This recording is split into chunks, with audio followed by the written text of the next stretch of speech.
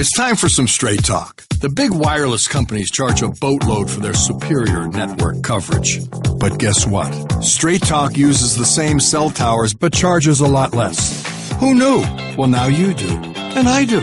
So let's do something. It's time to switch to Straight Talk. Unlimited plans start as low as $35 a month on America's largest, most dependable networks. Straight Talk Wireless. Only at Walmart. Savings may vary. A month equals 30 days. Please refer always to the latest terms and conditions of service at straighttalk.com. Well, we got all kinds of problems with our pork today. We are back and better than ever. Mike and Mike, Booger is here. We're presented by Progressive Insurance. Our guests on the Shell Pennzoil Performance Line tomorrow in this hour. Those guests will be John Gruden and Kirk Herbstreit back to back.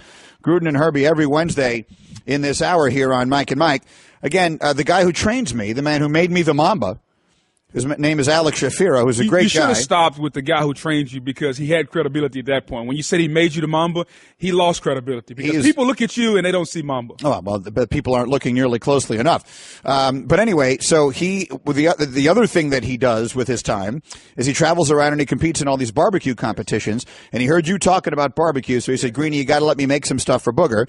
So I brought this big tray in. But it's cold, and the cafeteria, because of health code regulations, will not allow us to put it in the oven. So he's saying we could put it in a microwave, but that's going to lose something. It is. And he's so proud of this, and he's someone I really like. So we're trying to figure out a place that we can put this in an oven. So someone named Brian Davis, who has his Twitter avatar is a Boston Red Sox logo, so he's got to be a normal person. He tweets, I live 7 minutes from ESPN. Feel free to swing by and use my oven. So let's do that, guys. We got to get someone who lives, there's got to be someone who lives within 5 minutes of here that we can go warm this up on low heat for 40 minutes. Here's the problem with what we did today, and I try to tell the guys during the break. We asked for permission. Yeah. Normally when you do something, Greenie, I like asking for forgiveness.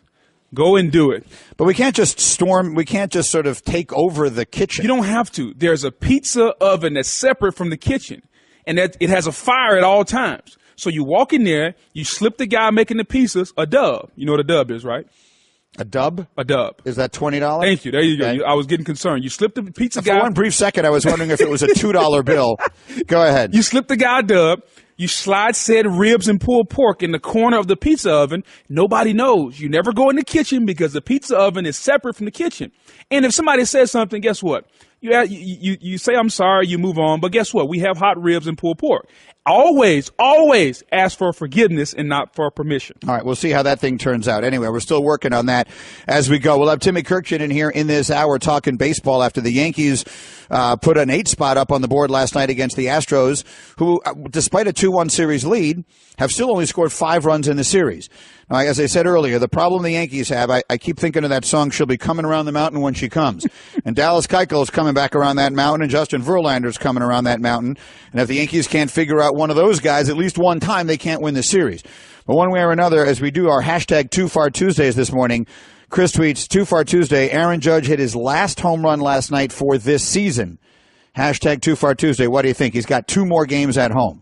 No, at least. I think he's going to hit some more. I think sometimes all it takes is one. As a jump shooter, you hit one shot, you get that feeling. Baseball's about confidence, and I think the young man got some confidence back last night. I think the confidence came from the field plays, though. The plays he made in the field fueled what he did at the plate, so I think he's going to hit another 2. The Yankees are so built for that ballpark. Yeah. Hashtag Too Far Tuesday from Nicholas. Wade will come to LeBron's assistance at least twice tonight in an altercation with Kyrie. Hashtag Too Far Tuesday. Yeah, that's way out. What are the chances? Slim and none. 0, right? And Slim is probably with our ribs in the kitchen. Right. Fair enough. Slim is the same chance that I'm eating that stuff today without a fork and without a napkin. Mike and Mike, keep all that coming. We're looking forward to reading it all morning long. Let's do Straight Talk, brought to you by Straight Talk Wireless. Best phones, best networks, no contracts. For our Straight Talk today, I have 2 different sound bites from Mike McCarthy, head coach of the Green Bay Packers. And I'm one who I'm willing to give pretty much anyone a pass on what is a terrible day. Yep. When people have terrible days, like I think about this sometimes. I'm going to use a ridiculous analogy. Okay. But like famous people will encounter people every day, right? They're just walking around living their lives. People far more famous than I am or you are will encounter people every single day. I'm just making this up. If you're who's a really, really famous person, if you're Jay-Z. Jay-Z. Yeah. And you're walking down the street and you encounter Jay-Z, 9 out of 10 times he might be extraordinarily friendly to you, right? He might say, hey, man, can I take a picture? And he might do it, and you'll take a picture, and you'll be feeling good and all that kind of stuff. And then the 10th day, he may be having a really bad day. He and Beyonce had an argument, or Blue Ivy's not feeling well, or the Twins aren't single didn't do well. Whatever the reason. Title's not doing well. Whatever conceivable reason Jay-Z might have to have a bad day, he might be having a bad day, and some guy walks, and he just doesn't feel like dealing with it. Yeah. And he's a little bit standoffish or whatever. You don't have to, I'm not suggesting he punches the guy in the face. Right. He's just standoffish towards him. Well, that guy goes and tells everyone he met, I met Jay-Z today, and he's the worst guy ever. Wow, what a jerk. That kind of thing happens. And so I don't want to judge Mike McCarthy based upon his reaction to questions on the day after he just lost Aaron Rodgers for the season. Right? That seems like an unfair day to overall judge his disposition. So when I saw everyone reacting the way they did to his answer on the question about Kaepernick, I took that less as McCarthy reacting to Kaepernick as I took it to McCarthy having a terrible day. Here he is trying to figure out, what am I going to do with the rest of my season without the guy that I've built everything around? Right. And now you're trying to drag me into a political conversation, which is what this has become one way or another. Well, Greeny, that's how I took it. I'll take it a step further. I'll take it to the point where he came out the question and answer before and said, basically, we're going with the guys that we have. Right. So there's really no need for you to ask me about Colin Kaepernick when I tell you that I feel very confident in Brett Hundley. We're going with him. We have a guy backing him up, and we're fine right now. We're going to play with the guys that are in the room. So the fact that he says that, and then the guy comes right back and says, well, what about Colin Kaepernick? There's really no need to ask him about Colin Kaepernick when he already told you he's going with the guys that he has. So that's the way I take it. It's a frustrating moment for a coach that's already given you an answer. And because you have an agenda as a reporter that you have to get a Colin Kaepernick question in anytime a team loses a quarterback, the coach is frustrated by that because he answered your question. So that's the way I took it. Where I will disagree with you, and the guys in my ear are shouting, play the soundbite for people who haven't heard it. So we should do that, and then we'll comment on it further. Here was Mike McCarthy, coach of the Packers, yesterday. Are you entertaining the idea of bringing Colin Kaepernick in to compete for that backup job? Did you just listen to that question I just answered?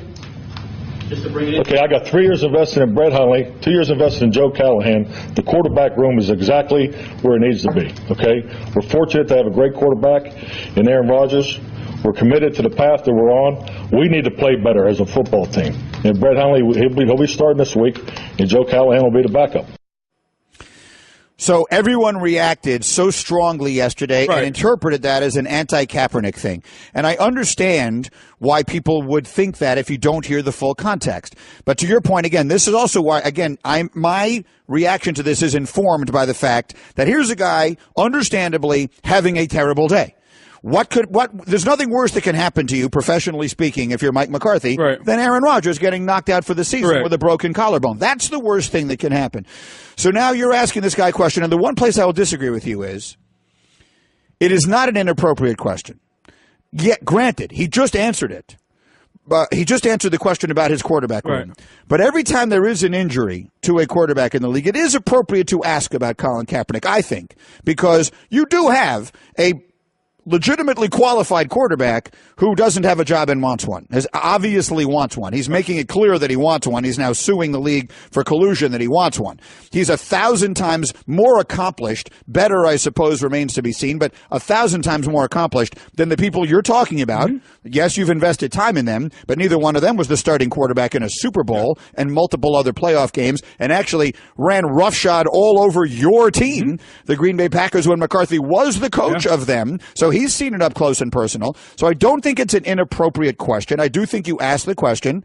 And what I'm saying is I will give McCarthy a pass on the snappish answer. This is just me talking. I'm not telling you you're wrong, but that's what I think. The way he snapped at him, I'll give him a pass on that because I will interpret that more as, man, I'm having the worst freaking day, and now you're trying to get me into this thing here, which can only get me in trouble.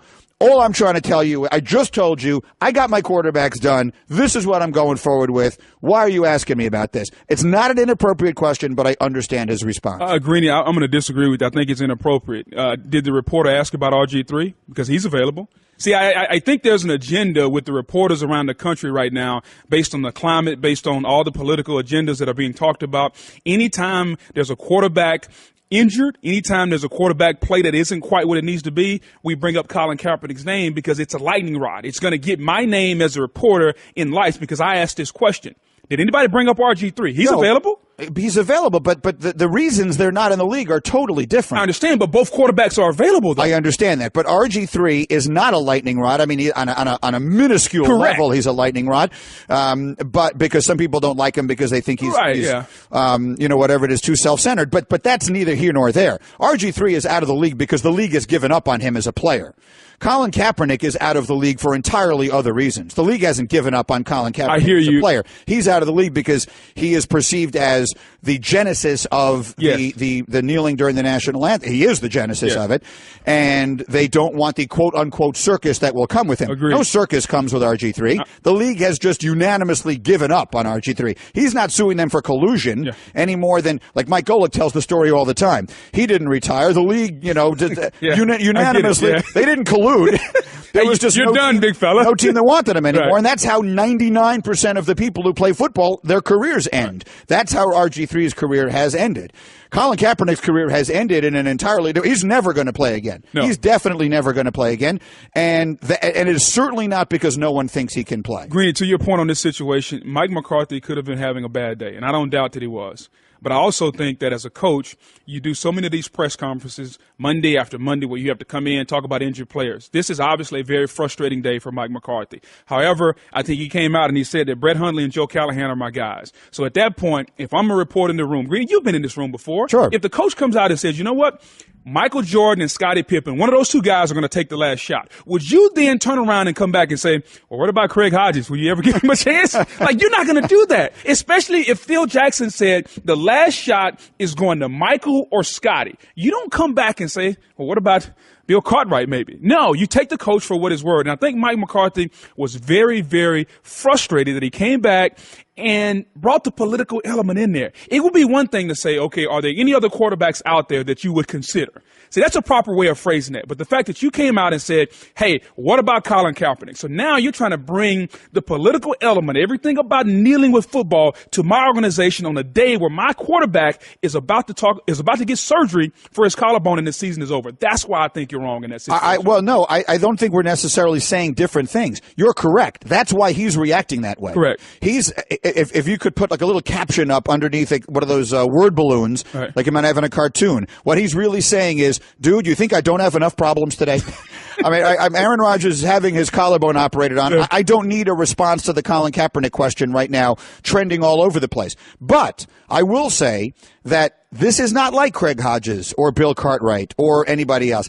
This Kaepernick situation is, if it isn't totally unprecedented, it's close. It is. You know, there's something totally different about what's going on with this guy. And especially on the same day that it becomes public that he has sued the league for collusion, I understand the legitimacy of the question. I don't think you and I are necessarily saying entirely different things. I understand the legitimacy of the question. It is different.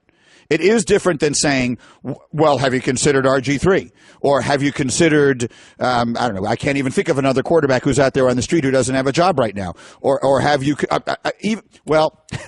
someone just said in my ear, Tebow. Tebow's another one that's an entirely different situation. Who said that? Please tell me who said Brooksy that. did. He's the same guy who was I'm never listening to Brooksy again. He's the same guy who was trying to convince me that the golf event was in Malaysia, not in Kuala Lumpur. We're Mike and Mike, Straight Talk Wireless, nationwide coverage of America's largest and most dependable 4G LTE networks. I have one more from McCarthy for you on an entirely different topic. I found this fascinating. Here's McCarthy talking about the play. Anthony Barr is the linebacker who hit him, right? UCLA. Who hit Rodgers and knocked him out for the season. Here's McCarthy's reaction to the play. I didn't like the hit. I had a chance to watch it last night on the plane. He's out of the pocket. He's clearly expecting to get hit, but to pin him to the ground like that, I felt it was an illegal act, and to sit here and lose any of your players on something like that, it doesn't feel very good. So, I didn't like the hit. It's unnecessary, legal, wherever you want to put it at, but it was totally unnecessary in my opinion. All right, so there's McCarthy saying he thought he didn't like the hit, quote, unnecessary in my opinion. Booger McFarland, your reaction. I think Coach McCarthy is really talking about sour grapes because his quarterback got hurt. To me, there's nothing wrong with that hit. As a defensive player, when I'm going to hit a ball carrier, a wide receiver, or even a quarterback, when I hit a guy, what exactly do they want you to do? Hit him and then like kind of levitate in the air and just kind of float over him? No, when you hit a guy, you're going to fall on top of him. And I understand that your quarterback got hurt and he broke his collarbone. But let's not be reacting the day after and in hindsight saying, oh, that was a dirty hit. Because when the quarterback got hit, I don't think anyone would have thought any different of that hit had Aaron Rodgers gotten up. Had he stood up and played the rest of the game, nobody would have said anything. So let's not come back and say, oh, yeah, that was a dirty. I think that was a great hit, regardless if that's Aaron Rodgers, Teddy Bridgewater, Tom Brady. It doesn't matter. The outcome of something, Greeny, should not determine the intent of what you did. I know I may have said that totally wrong, but I think you get my point. No, you're 100% right. Yeah. But that happens all the time. That happens all the time, right? Like when we look at suspensions and things like that. When a guy gets injured, they take it more seriously. They just do. And sometimes you think they should and sometimes they shouldn't. But the reality is, that is the way I used to say all the time. You should just judge the act. Yes. You should just judge the action. It doesn't make any difference what the result is. But then someone pointed out, Greeny, you're an idiot. That's not the way we do things, right? If you hit someone with a car and they're not seriously hurt, that's one level of crime. And if the person dies, it's a whole other level of crime, right? Or anything else. Right. There's assault, and the level of assault is determined in large part by how significant the injuries are on a person. So I do understand that. Stephen A. Smith on First Take yesterday agreed that he thought, and I believe Max did as well, he thought it was a dirty hit. Anthony Barr didn't just hit Aaron Rodgers. He drove him into the turf using his weight to basically punctuate the blow that he had distributed to Aaron Rodgers. And obviously, he's a defensive player, and we understand the ignorance here. He's thinking about himself. Obviously, if we hit Aaron Rodgers, we hurt Aaron Rodgers, we have an opportunity to win the game. We get all of that. And I'm not accusing him of trying to knock Aaron Rodgers out for the season. I'm not going to accuse any professional football player of intending to do that. But a football player knocking a star quarterback out for the game, certainly it's not beyond the pale to assume that is a goal. So what do you think? Stephen A. disagrees with you as well. I completely disagree with Stephen A. And if I was looking Stephen A. in the eye, I was like, what exactly do you want the kid to do? He's making a football play. Aaron Rodgers is outside the pocket. Yes, he's a quarterback, but he has the potential to take off running the football. Yes, his weight landed on the quarterback, Stephen A. What would you like him to do? Like levitate on top of him and just kind of hover? Of course his weight is going to land there. It's a football play. And if you think this is a dirty play, I got news for you. There are dirty plays every Sunday, Monday, Thursday in football. I can show you that play time and time again, Greeny, where nobody throws a flag. That's not a dirty play. That's a football play. And any quarterback will tell you it will be different if he picked Aaron Rodgers up and power drived him into the ground. But he didn't do that. There was no excess. Let me try to drive him into the ground. There was, let me hit this guy who's about to throw the football. And if anyone out there thinks that that's a dirty play, just watch football. Every time there's a game played, you'll see that play. Do you think it was a dirty play? I do not. But here's what I will say. I do think it's a debatably illegal play because they have made it illegal to drive the guy into the ground, and he does do it. Now, I agree with you. I don't think it's dirty because I don't think he does it purposely. He's running at full speed. He gets to Rodgers, and it looks to me like two steps. I've watched the highlight so many times. I think that from the time Rodgers throws the ball to the time that Barr gets to him, it's two steps, and he launches. He doesn't leave his feet, but he's kind of launching into him to make the tackle. He does land on him, which in theory is illegal. Where else is he supposed to land? Well, I mean, I don't know, but they've made a lot of rules. Is there a mattress I'm missing that he's supposed to land on somewhere? They should have some. I guess the only argument I'd make against this is, do I believe it's a dirty play? Definitely not. Which is to suggest a dirty play is to me one that is intentionally done to injure someone. Correct. I don't see any reason to say that. Do I think that it is a play that you could throw a flag on? I do, because of the rules. And for those who would say, well, that's ridiculous, I get it. But all I'll tell you is, we got to find a way to protect these guys, whatever it is. And I know they're football players. Lord. And I know you and Golick roll your eyes just every time I say this. Just because he's a quarterback? Yes. Come on, Greeny. We need those guys. Yes, you need them, but let's not start making up rules just because Aaron Rodgers got hurt. Or if it's Tom Brady. That's the best reason to make up rules. No, let's not do that, especially if it's a football play. But the game is so much better when those guys are playing it. From now on, when you all of a sudden, here's the deal. All of a sudden, you go from when you're looking over, do I have this week's schedule in front of me? I haven't started memorizing who's playing all the games this coming week. When you look over the games in front of you, when you start to, oh, there's a good game, right? Everyone does it. Oh, there's a good game this week. There's a good game. What's in the 1 o'clock window? Ooh, there's a good game. What's in the 4 o'clock window? Ooh, there's a good game. Every single week, whoever Green Bay is playing, it's a good game. Every week. Why? Because he's playing. So now we're changing the rules now of it's football a bad game. Because of ratings and self-satisfaction. Yes, that's what all sports do. They change all the rules because they're trying to make the game more appealing to the fans. I understand making the game more appealing with timeouts and things like that and sitting guys back to back. But when you're trying to change the rules of how we play the game as a defensive player. They've done all of it. I will ask you, Booger, a defensive player touches a receiver right now, it's a penalty. If a defensive player touches a guy in the head, it's a penalty. They've changed everything. I understand changing that. But when you change football at its core is a physical sport. The one thing you cannot take out of football is the physical contact where one man tries to inherently hit another man as hard as he can. And if we take that out, we may as well stop football. I'm not sure what you wanted Anthony Barr to do at that situation. Again, I'm not saying I think he did it on purpose, but I do want a flag, though. Here's what I would ask you. This Sunday, Lambeau Field, New Orleans at Green Bay. Yes. Was that or was that not looking like it would be one of the most interesting and exciting football games to watch of the entire NFL season? A red-hot Drew Brees going up against Aaron Rodgers. Yes, because we now are you excited to watch Drew Brees against Brett Hundley? Yes. No, you're not. You're just lying. You're making that up. No one on the planet is excited to watch that. And I with due apologies. This is not a knock on Ben Hundley. This is his chance. I hope he goes out there and plays great. But there are only like a handful of guys that people would buy tickets to go watch play the sport. And one by one, they're all getting hurt.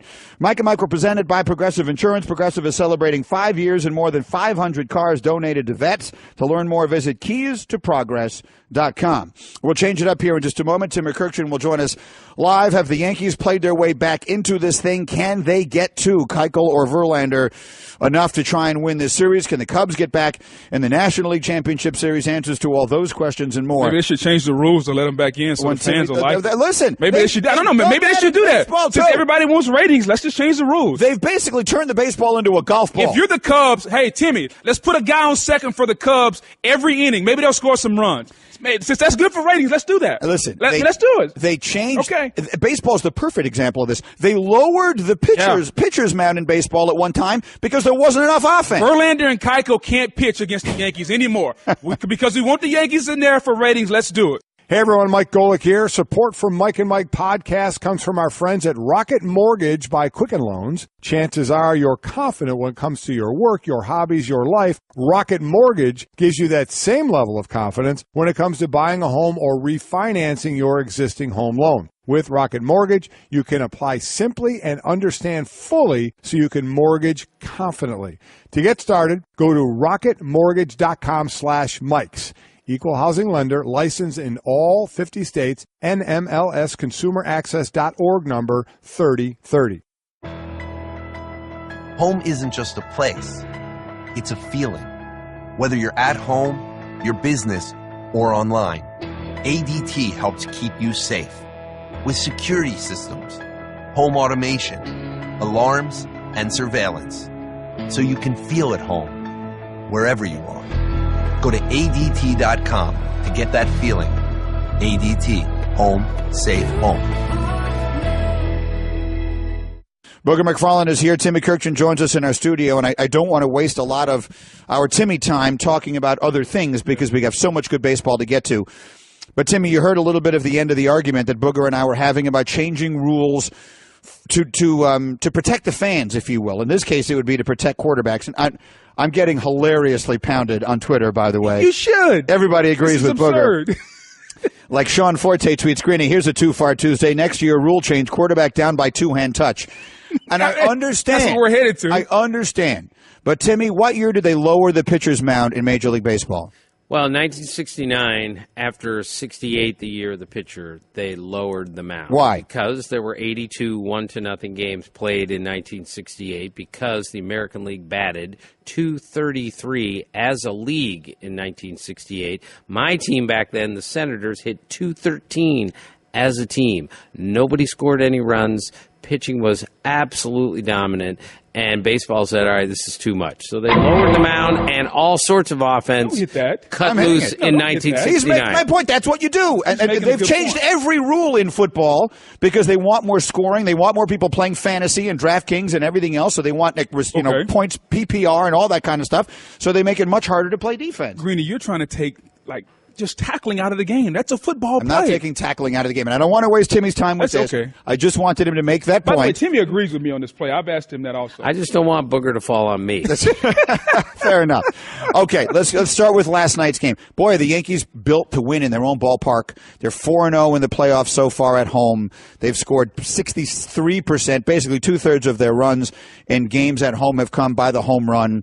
What do you make of where this series stands now? Because the Yankees feel like they have a little momentum, but there's still Keuchel and Verlander coming around the bend. Yeah, the Astros are still the better team, and I still think the Astros will win this series. And I think at some point they're going to start to hit because they haven't hit at all yet, and they're still up 2-1. However, do not underestimate the Yankees. Most people didn't have them in the playoffs, and they made the playoffs. Most people didn't have them making a run at the Yankees, and they did. Most people didn't see them beating the Indians, and no one saw them beating the Indians when they went down 2-0. So when you watch them last night score 8 runs with 2 outs, when you watch what Todd Frazier brings to that team, trust me when I tell you this, his energy inside the clubhouse cannot be measured. And then for him to take that pitch away from him last night and hit a line drive into the seats when that ball, I didn't even think was going to get to the right fielder. That's just another sign that maybe something really special is going on here.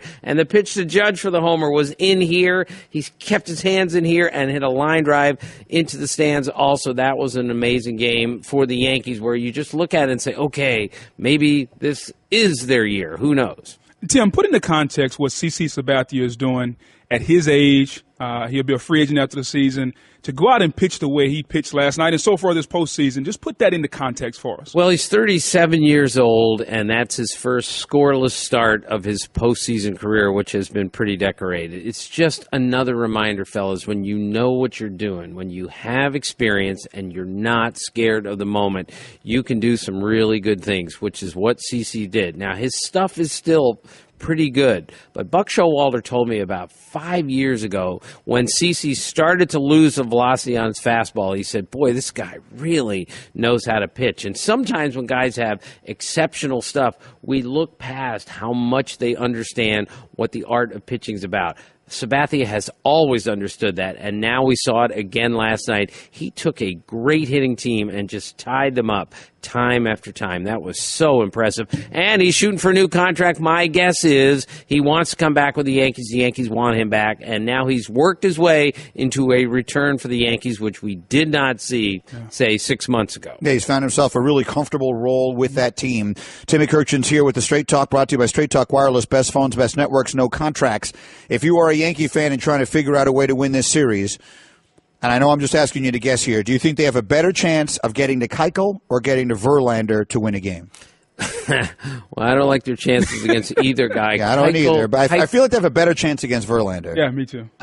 Well, the numbers would suggest that, but you've seen Verlander's numbers since he came to the Astros. They are ridiculous. You've seen his postseason numbers for anyone. They are ridiculous, and that's why the Astros still have the upper hand here. But Keuchel's got some sort of mastery on the Yankees right now, and Mark Teixeira has always described Keuchel as this way. As a hitter, you're at the plate, you see the pitch coming, and you say, that's a ball, and then it's a strike. And then Keuchel throws, and you say, that's a strike, and then it's a ball. That's what makes him so difficult to pick up is you can't figure out exactly where the ball is going, and the Yankees haven't figured him out at all. When you look at the NLCS and the Cubs' lack of hitting, how do we explain how a team that scores so many runs down the second half of the season just can't hit right now, especially the big guys when you talk about Bryant and Rizzo? Booger, you can't explain it, which is why baseball is so great. High-scoring team in the National League, second half of the season.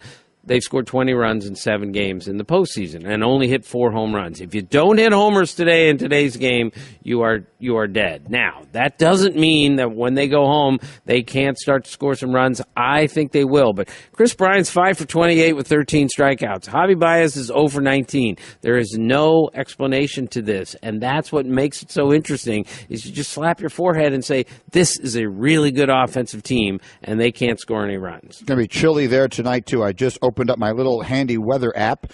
It's going to be chilly in both ballparks today, but not. I don't see any rain in the forecast in either place. And then there's the Dodgers, who have been in this spot. It feels like they're here basically every single year lately, and they don't ever find a way to get through it. And one bad thing after another keeps happening to them. What's the psychology in that? I feel like all of a sudden the Cubs are the team that feels like they can win, and the Dodgers are the team that have to get over the hump, which is a remarkable change considering what the last 100 years looked like. Right. Well, the Dodgers made some dramatic changes to their team midseason here. Yu Darvish, number one. They went for it this year. They had a chance to go get Cole Hamels and David Price, and they chose not to. But this year, they chose to get Darvish. And if he spins one like he's been lately, nobody's going to hit that guy, and they're going to take a 3-0 lead. But the most important thing is their bullpen is spectacular right now. The Cubs are 0 for 24 against the Dodger bullpen in this series. If Brandon Morrow and Kenta Maeda and all those guys keep throwing like this, the Cubs are up against it with that bullpen. When you look at Joe Madden, he got a lot of flack for the Wade Davis decision not to bring Davis in. He brought John Lackey in. Now he's coming home. Do you think Joe Madden is going to manage differently? Because I've paid attention to him in Tampa, and sometimes he shakes things up and does things differently. What do you expect from Joe Madden? I don't expect anything different, and he may be a little bit rankled by the criticism he's taken, but believe me, Joe Madden doesn't care. Joe Madden's doing what Joe Madden wants to do. Just a quick story about him. I beat him to the ballpark 2 days in a row in Tampa Bay a few years ago. I got there like 2 hours before the manager did. So he looks at me, and I said, Joe, how can I beat you to the ballpark? And he looks at me, it's so classic Joe Madden. He goes, if you think that I need to show up here at noon for a 7 o'clock game, sit around in my underwear drinking coffee just to show everyone how hard I'm working, well, you got the wrong guy, because he does things differently all the time. He is fearless, and even though I think he should have pitched Wade Davis the other night, and maybe in hindsight he should have, nothing is going to bother him. He's not going to be thinking, wow, I took some heat in game 2. I better do things differently. That's not how that guy works. We got both games today. Again, late afternoon, Yankees and Astros, game 4 in the Bronx. Late night tonight, certainly East Coast late night tonight, Cubs and Dodgers game 3 at Wrigley Field, and we've got all the coverage on ESPN Radio. Timmy Kurkjian will be there to document it all. Thank you, Timmy. Always a pleasure. Appreciate it, Timmy. Hey girl, have you done something new with your scales? Using new moisturizer? Nice. It really brings out the hazel in your eyes. Oh, hold on. Are you using whitening strips too? Your fangs look good, girl. Really good. A really charming snake charmer? Surprising. What's not surprising? How much you could save by switching to Geico. Wait, what? Have you been doing Pilates too? Geico. 15 minutes could save you 15% or more. Booger is in for Golick. You're suggesting that we get some sort of protective pillow that we can throw underneath the quarterback when he's getting hit. I'll take it a step farther. I'm in favor of any and all rules we can make to protect the quarterbacks. We need them. There aren't 32 of them walking the face of planet Earth that you can stand to watch play. I said it already. New Orleans, Green Bay this weekend was going to be one of the great games of the year. Breeze against Rodgers. We need to keep these guys healthy any way that we can. So here's my idea. I've said this many times on these very airwaves. This should be good. There should be a helicopter that hovers right above the field. And as soon as the quarterback's role in a play is complete of any sort, it should drop a rope ladder a la Tom Cruise in Mission Impossible that should just yank the quarterback out of harm's way so that he can just hover safely above all the rest of the action, certainly on a change of possession. On a change of possession, we need to get that quarterback off the field because guys like you are hunting them up. I know you can't do that anymore, but back in the day, that'd be like $100 for you guys, and the quarterback is lying there with a broken jaw. So you got to get, so the second Rodgers throws that ball, there should be some mechanism that he could levitate immediately out of harm's way so that he is protected at all costs. And if we could find some sort of, I would like to put together a committee to look into figuring out the technology to make that happen, and I would like you, Booger McFarland, to chair that committee. What are you looking at me like that for? What is the expression on your face? You don't like this idea. It's a terrible idea. What's terrible about it? Everything. That's because you played on a team that won a Super Bowl despite the quarterback play. Okay? Most of us want to see good quarterbacks play football, and there are only like 8 of them. So now we just lost one. Let me play along with you. Another one of them hasn't played all year long in Indianapolis. Yes. And that's a disturbing story that we haven't gotten to yet. I'm willing to be disturbed by that, and I'm disturbed by Rodgers getting hurt. I'll be disturbed by any quarterback injury you want me to be disturbed by. Here's a better idea. If I'm going to play along with you, which I completely disagree with you, let's just put the quarterback in a red jersey. Every team put their quarterback in a red jersey. You cannot hit this guy. Okay, and let's see how that does for ratings, okay? Put him in a red jersey. All you have to do is touch the quarterback. You know what people are going to argue about now? We're going to have replays. Did you touch his foot? Would he have went down? Is that a sack? Is that not a sack? Because football is a contact sport. But you want to protect the quarterback? Put him in a red jersey. As a matter of fact, they don't even have to wear pads, Greeny. Put him in a baseball cap. Let him take the snap in a baseball cap. And you know what? Make sure we put makeup on him. That way when the camera gets on him, they can look good. Since the game is all about the quarterback, let's do everything we can to protect your quarterback. As a matter of fact, let's protect the quarterback you have in New York, Josh McCown. Let's see how you like him when he's standing tall for 16 games, and he can be the quarterback next year. How you feel about that? See, now you're talking sense. Finally, I've gotten through to you. 18 years I couldn't convince Golick of any of this stuff, and it only took me a couple of weeks of working with you to get this thing figured out. Look, obviously that's being ridiculous. Yes. I'm not going to a red jersey, but flags? That I'd consider. All right, Mike and Mike, we're presented by Progressive Insurance, our guests on the Shell Pennzoil Performance Line. Let's do next question. I got a bunch of questions here for you, and Brooksy says he's very proud of them. He says he wrote several of these questions, so we'll judge them, and we'll decide whether they were good questions or not. You ready? Let's do it. Here we go. True or false?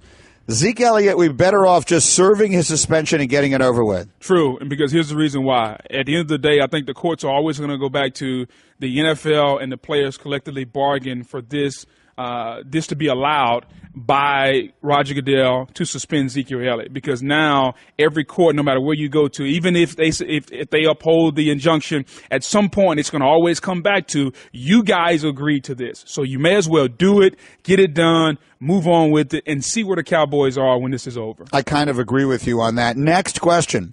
LeBron James not paying $4.99 a month for commercial-free music is blank.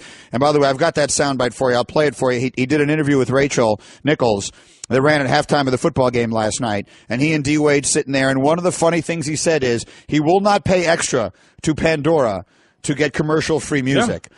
And it's just funny, no matter how rich you are, and he's obviously rich beyond almost anyone's wildest imagination, there are some things you just won't spend your money on. Yeah. Like there are plenty of things in my life that I could afford, and I just won't spend my money on it for whatever reason. What do you make of LeBron? First of all, I think it's brilliant because I want to do the same thing, Greeny. There's a domino game that I play, and me and some of the retired players around the league, we play dominoes against each other on an app. And you can pay an extra to get basically ad-free games. I won't pay it. I'll just sit there and just, when the ad pops up, I'll hit the X in the corner and move on. Because it's not worth it for me to pay an extra $5 to not see an app or to not see an ad on the app. It's okay. My time is not that valuable where 2 seconds is going to matter. But you spend so much money. The funny thing, I'm not knocking you, but you will spend ridiculous amounts of money on things that you don't need at all. Right. And yet there are all of us have something we just won't pay for. Correct. Even though we could easily afford it. Next, true or false? You want to see the Warriors and the Cavs in the finals again. Wow. I'm going to say true because I think that's the best matchup out there.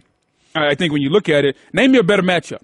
I don't know. I want to see someone beat the Warriors. And I don't care who. Okay, well, name me a better matchup. I want to see Houston beat them. I want to see San Antonio beat them. I want to see OKC beat them. I want to see someone beat them. Gotcha. Next, the second best team in college football is blank. Georgia. I think when you look at how they're playing right now, they're very physical. They're built like Alabama. And if Clemson, if their quarterback was 100% healthy, I would put them in the mix. But until I see Kelly Brown healthy, I got to go with Georgia. You're underselling Penn State, and the entire Big Ten is offended. They're going to get their shot this weekend. By you. Next question brought to you by Indeed.com. Post your next job opening on the world's #1 job site. Ryan Clark on his way in studio next. I can't wait to bounce my ideas off of him about different ways we should protect quarterbacks. Lord knows he never hit anybody hard. Ryan Clark and much more on the way on a very busy day. Hey, he said that, not me. Stay there. Mike and Mike.